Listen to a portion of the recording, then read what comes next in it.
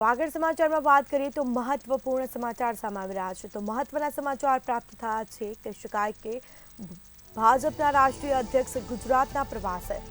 તો સમાચાર જેપી નડ્ડા આજે મહેસાણામાં પ્રચાર કરશે તો જેપી નડ્ડા વિજય સંકલ્પ સભાને સંબોધશે તો કહી શકાય કે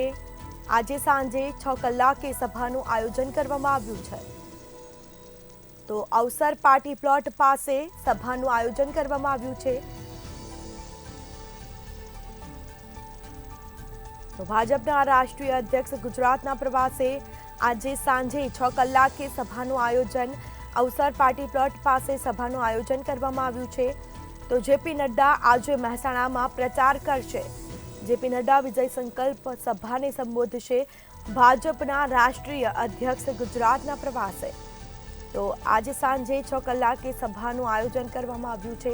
અવસર પાર્ટી પ્લોટ પાસે સભાનું આયોજન કરવામાં આવ્યું